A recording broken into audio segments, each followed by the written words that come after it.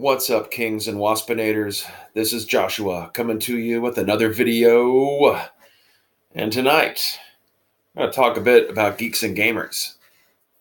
Out of nowhere, in the last few days, an old video I made about Jeremy at Geeks and Gamers, fairly early into his ascendancy into popularity, has suddenly been getting a lot of views and a few comments and suddenly a big surge in likes.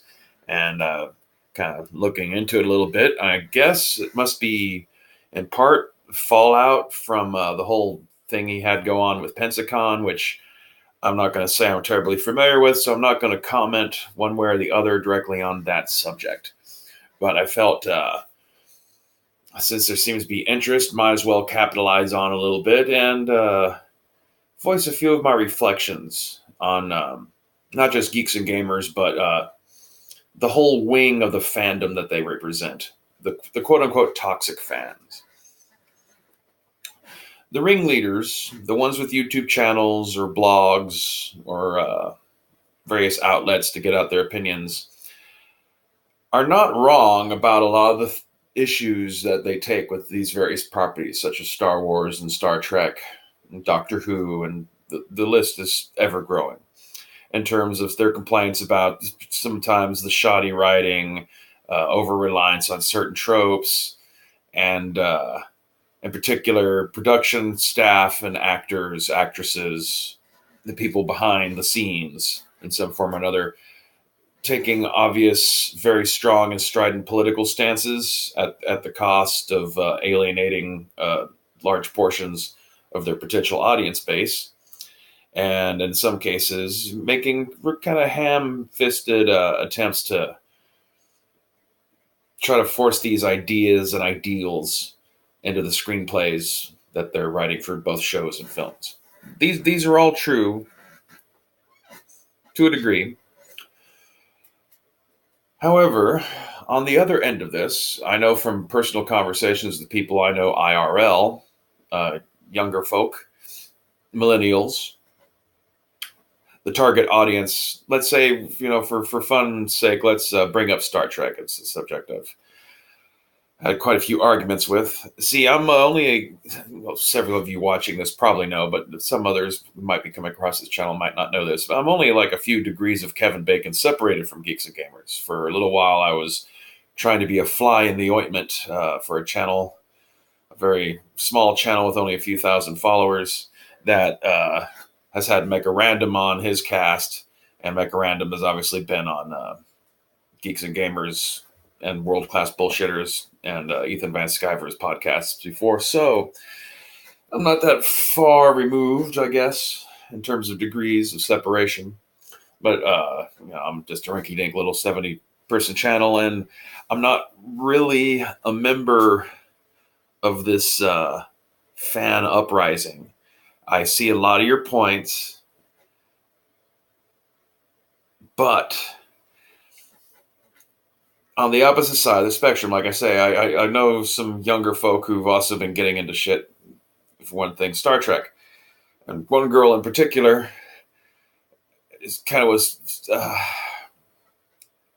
symbolic, let's say, of the wing of the newer audience that looks at the older Star Treks, in particular the original series, and it constantly is seeing it as sexist and anti-woman and anti-gay and racist and yada yada yada, which is ignoring, like, yeah, by today's standards, especially in terms of sexism, yeah, you can't say that about the show, but it's kind of ignoring that it's a foundational step in this chain of events in pop culture that have led us to a point where people can now even look at it and think of it that way. And so you disrespecting it and throwing it out, it kind of undermines the chain upon which all the modern acceptance movement is built upon, in a way. And then you have the older audience viewing the new Star Trek, and they're seeing it as with all these dog whistles of, it's being anti-conservative, anti-white, anti-straight. It's promoting, too much diversity and all this kind of shit, which seems very incongruent for people who claim to be Star Trek fans. And like I said, this particular instance, it's a little bit separated from the Star Wars thing, but not by much. Star Wars was for its time, for a big high profile movie. I mean, I remember as a little kid hearing like Lando being a little controversial, just to have a black guy even that prominent in the movies. Um, and Leia was, like a iconic role model for defiant '80s womanhood kind of a thing. So. Once again, even if by modern standards it might seem lacking in a few departments, for its time, it was a foundational step in this chain of events that lead us to a point where we can go back and look at it and say, oh my God, it's racist.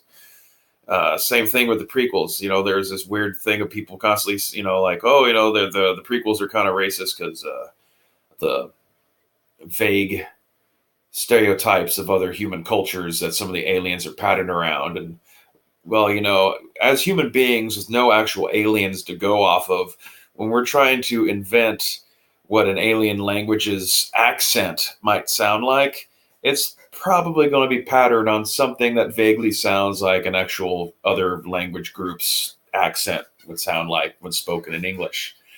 Sorry, like what the fuck else are we going to base it on? So yeah, the Nemoidians kind of seem like Jewish Chinese people in space. Whatever. It's not that big of a deal. As it turns out, there was something racist in the prequels, and that was Liam Neeson. So, anyway,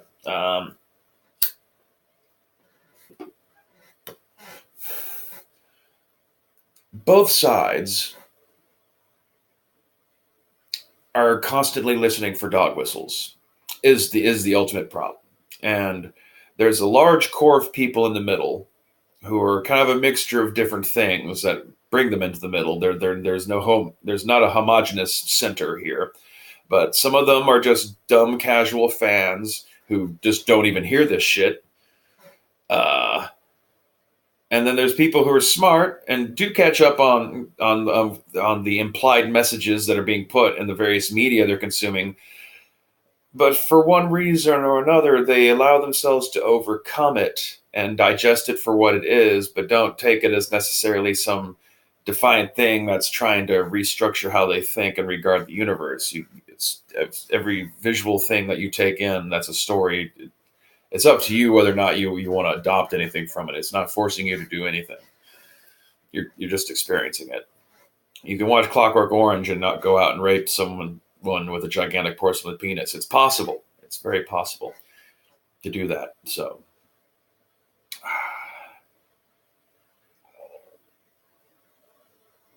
but I do think there's a strong argument that the Geeks and Gamers community, the greater community of the fandom menace, the whatever the hell you want to call this insurgent group that has effectively possibly killed Star Wars for real. As much as you can blame it also on the decisions that Lucasfilm made, I mean, because it's like I said, it's not that the arguments made by the anti-Star Wars faction are invalid, because they do have the points. I wonder at times how much of it is rationalizations as opposed to the actual honest core motivation as to why they feel the way they feel. But I'm willing to accept a lot of what they say on face value as to be the things that are bothering them. But they're ruining it for everyone in their own way, just as much as the SJW types who've infested the writing staffs of these companies could be ruining it for people on their end. A fandom that is this viciously against the thing that they're supposed to be fans of, largely because of conflicting political views with actors on Twitter being the source of so much of this.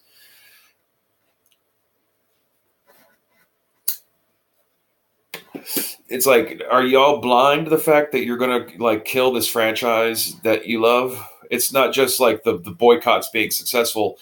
It's new people coming in to enjoy and appreciate this thing are going to be a diminishing product, because no one's going to want to come and join in on a fandom for something that like half the fans hate and are constantly talking shit about. What's attractive about that? That's not cool.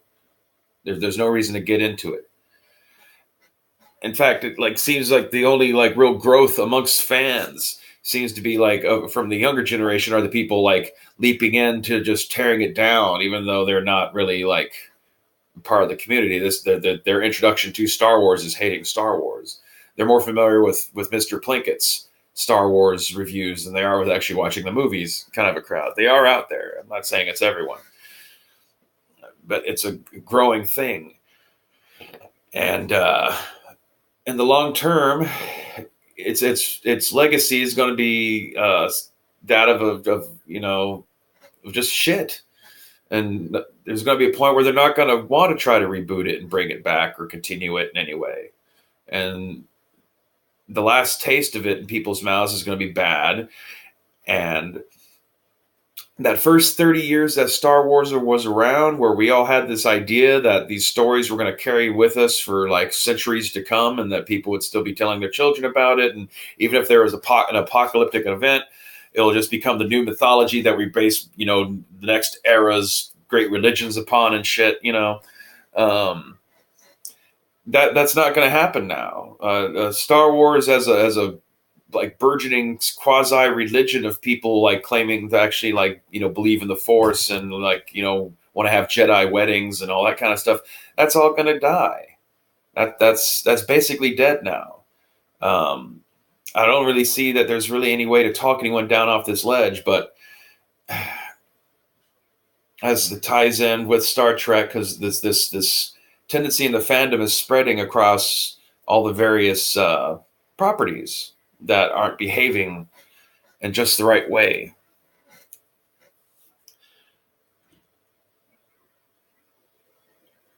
And it just really comes down to just people just need to stop listening for the dog whistles all the time.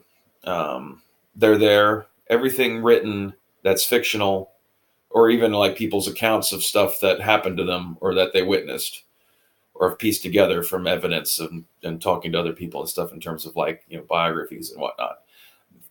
They can all be construed as propaganda because everyone has a personal point they're trying to make about something. Everyone's trying to spin whatever. About the only things that you can say are probably not propaganda are manifest lists at warehouse and cargo ships and shit like that, because people want to actually keep track of what's being traded accurately. Other than that, though, everything's going to have a spin on it. So are we just not to like ever enjoy any entertainment again because of that? Like you can go all the way back. Aesop had points he was trying to make that you can politicize when he was making his Aesop fables thousands of years ago. We just throw all that out. Grimm's fairy tales. They can be propaganda in a way. You can run almost anything through a lens of whatever fucking theory. It doesn't mean that there's actually anything truly there to it. You could just be casting shadows and on the wall, and you think you see a bunny head, but it's really just fingers, and you're actually making it yourself. It's an analogy, obviously, but it's appropriate for a lot of things. Across so many fronts, we all just need to chill the fuck out. In terms of racial tensions, economic tensions, class tensions, international relations, internal relations, families, your personal stresses, just all of it. Everyone just needs to just chill the fuck out. Life is as good as it's ever been on this planet, and we're at risk of throwing it all away. Largely because I think we're bored on some fashion. I mean, fuck. It's been 150,000 years where our biggest risk is dying, shitting yourself to death naked in the woods because you drank some fucking foul water. And like, now we're on to bitching that they didn't portray Luke Skywalker correctly. And now, trying to keep this back on the whole thing about like reflections on geeks and gamers in particular is it's not just him, but there's like a whole cabal of channels who are kind of ringleading this effort and are keeping it alive and going because it's now their livelihoods.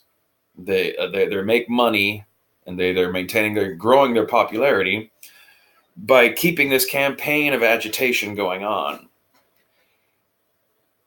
And yeah, like just like I said, for just various reasons, in the long term, that's the death of this franchise and many more to come. They're now starting in on Marvel. Technically, they kind of already started with Marvel already, with the whole Mike Cernovich getting James Gunn fired from Guardians of the Galaxy 3, which was just a really dumb mistake. It was as dumb as firing Roseanne. I'm glad Liam Neeson hasn't been fired. I'll go out on a limb and say that Jussie Smollett, even though he does deserve to be charged and do whatever kind of fee or time spent or whatever the hell ends up happening with him with his whole being indicted for disorderly conduct and filing false criminal charges and the whole hate crime hoax in Chicago. I don't think he should be fired from Empire. He doesn't has to. Shouldn't lose his livelihood over that. Doesn't have to be shunned. None of these people have to be shunned. We're the same goddamn people.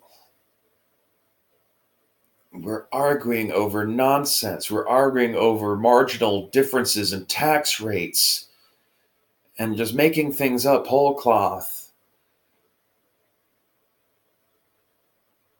Communism and Nazism are not the existential threats that we're treating them to be, and we don't need to be seeing them around every corner from either end.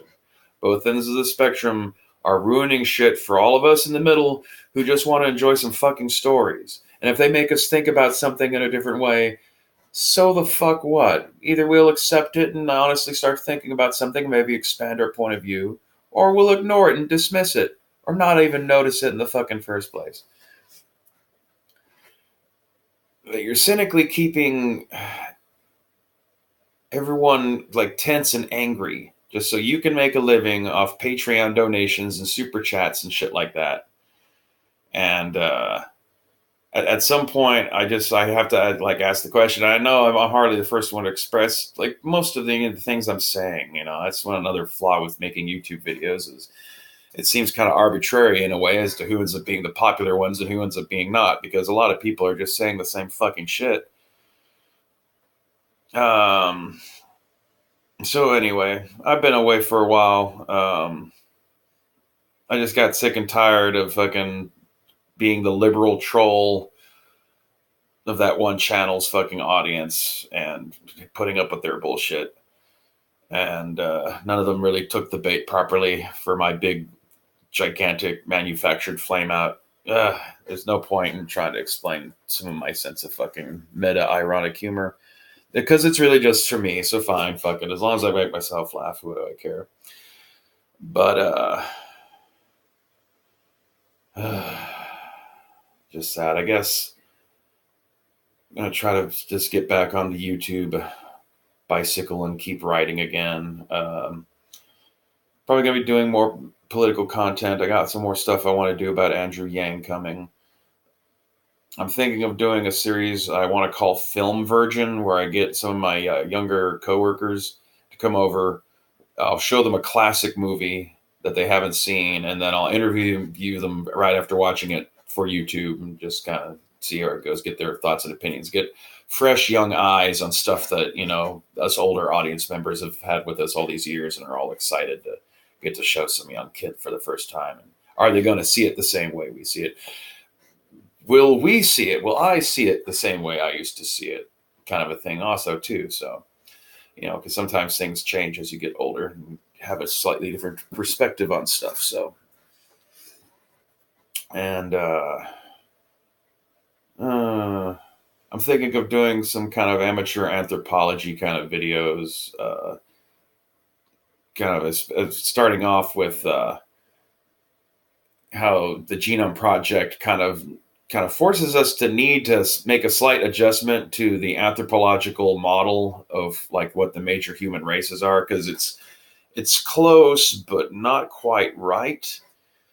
And you know, if we're going to be such a fucking racist country, we could at least be accurate with our racism would be my own personal hope. So if we can't just get rid of it altogether, because the whole like one animal species and all that kind of shit, yada yada yada, you've heard all this before.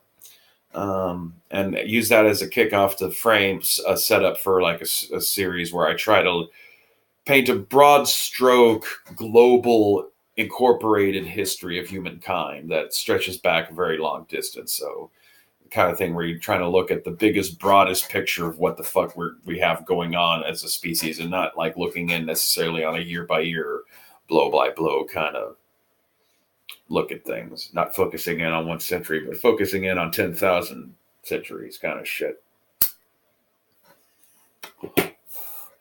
And then there'll be the usual just madcap randomness as it occurs to me. Unfortunately, I still work 6 days a week and I do not seek donations because this is a hobby and I do not feel I as yet deserve to be making money off YouTube. So feel free to comment that my camera sucks.